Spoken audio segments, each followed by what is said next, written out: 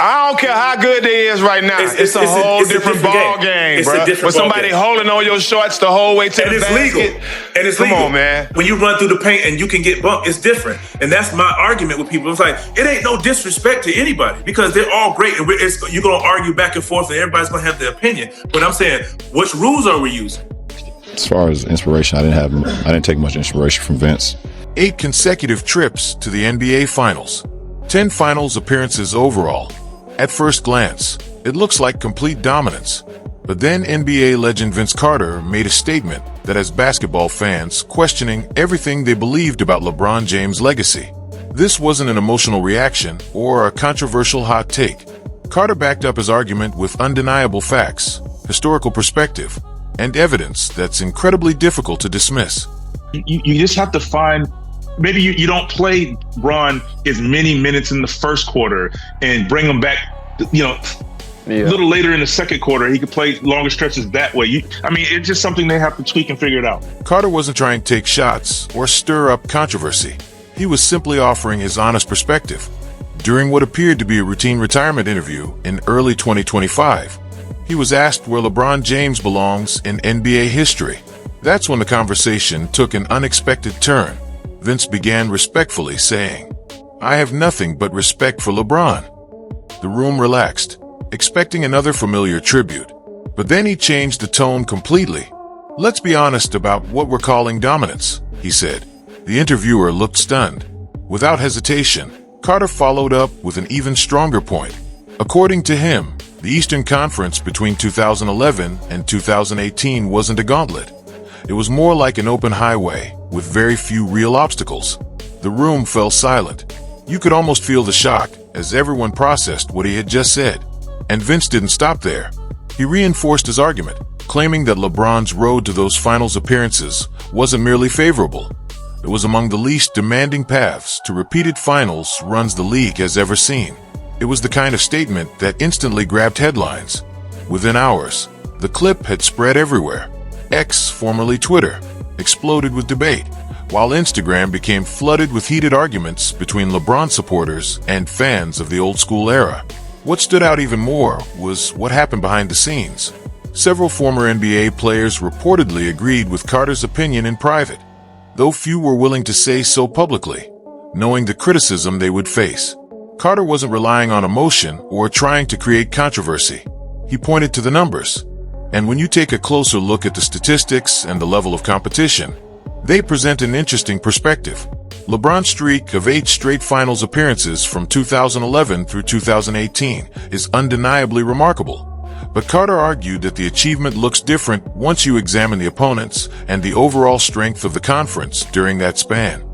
That's well said, and that's what I said, because you're going to always ruffle feathers. If you're a diehard Bron fan, you think it's disrespect when you say otherwise about him, Kobe, and Mike. So that's just, it's going to be an ongoing battle because unless they ever played against each other. Just imagine them playing against each other.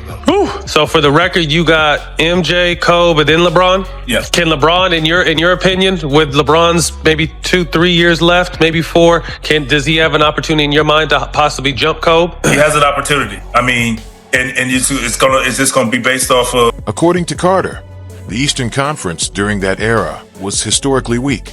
Teams finishing only slightly above the .500 mark were often treated as legitimate contenders, simply because someone had to occupy the playoff spots. In several seasons, he argued, the conference's second-best team likely wouldn't have made a deep run in the West, and in some years, might not have even qualified for the Western Conference playoffs. His point wasn't based on emotion, but on the records and level of competition. The regular season standings tell an interesting story. Throughout LeBron's 8-year final streak, very few Eastern Conference playoff teams reached the 55-win mark.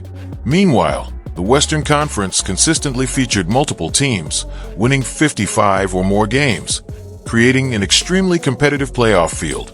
As a result, genuine title contenders were often knocked out in the opening rounds simply because the competition was so fierce. Carter highlighted LeBron's Miami Heat years from 2011 through 2014 as a key example. In his view, comparing Miami's Eastern Conference opponents to the teams battling through the West showed a dramatic difference in difficulty. He argued that LeBron's road to the finals often looked far less demanding than the brutal path Western Conference contenders had to survive. That is why Carter's comments resonated with so many people.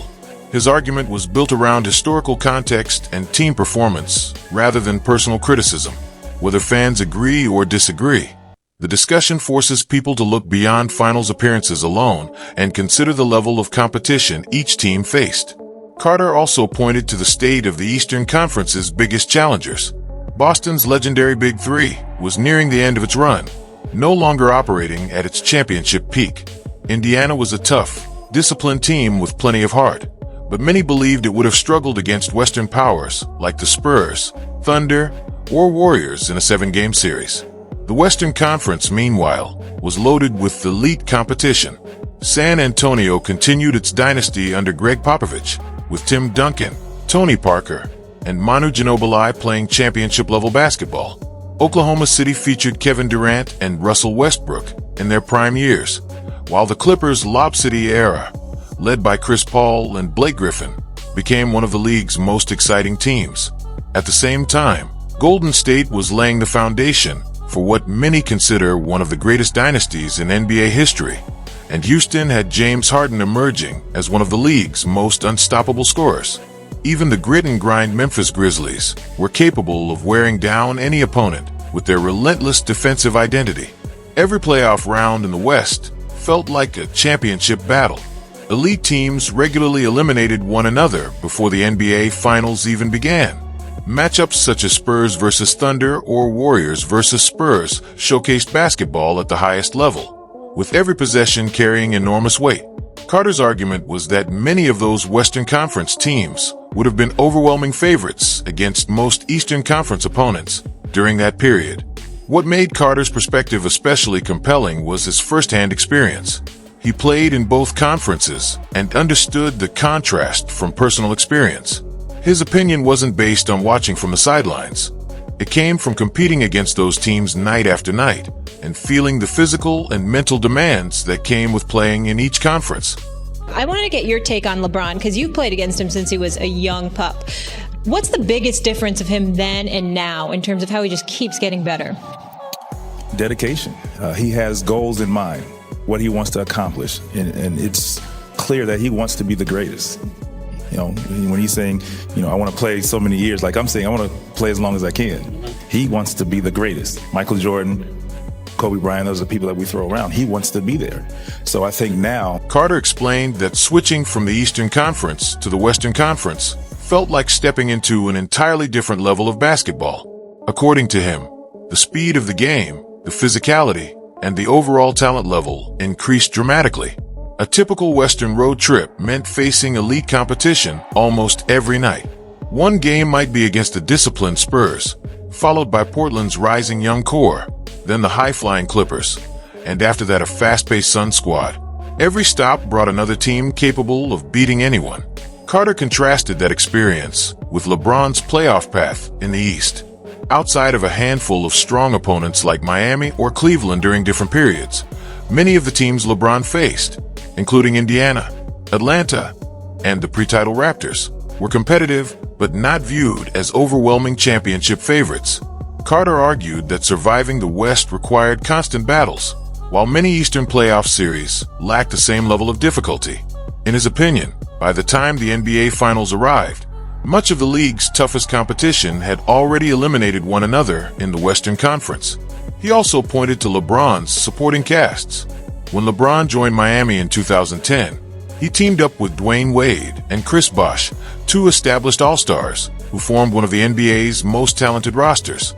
Carter argued that the Heat entered the Eastern Conference with a significant talent advantage over much of the competition. The Celtics' championship core was aging. Derrick Rose's Bulls were eventually derailed by injuries, and many other Eastern teams simply couldn't match Miami's firepower. Carter believed the same pattern continued when LeBron returned to Cleveland, with Kyrie Irving emerging into stardom and Kevin Love joining the roster. The Cavaliers once again featured three elite players, surrounded by quality role players. Meanwhile, many Eastern Conference opponents struggled to field even one true superstar, making the competitive gap even more noticeable. By comparison, Carter highlighted how several Western Conference contenders built their success differently. San Antonio relied on years of continuity, discipline, and Greg Popovich's system. Golden State developed Stephen Curry, Klay Thompson, and Draymond Green from within, while Oklahoma City built around Kevin Durant and Russell Westbrook through the draft. Those teams constantly challenged one another in an unforgiving conference, where every playoff series demanded championship-level basketball. Carter's criticism wasn't that LeBron lacked greatness. His argument was that LeBron strategically assembled elite teams in a conference that, during those years, was generally considered weaker than the West. Carter described it as smart roster building, but questioned whether those finals runs should be evaluated the same way as the paths Western Conference contenders had to survive. That naturally led to a bigger hypothetical. Carter wondered how LeBron's career might have looked if he had spent his prime years in the Western Conference instead of the East. Would he still have reached 10 NBA Finals? Would the streak of 8 consecutive appearances have been possible? Carter wasn't convinced. He painted a scenario where LeBron's Miami teams would have had to survive Memphis' physical grit and grind style in the opening round before potentially facing the Spurs or Thunder, followed by another series against teams like the Warriors or the Clippers. Every round would have featured legitimate championship contenders.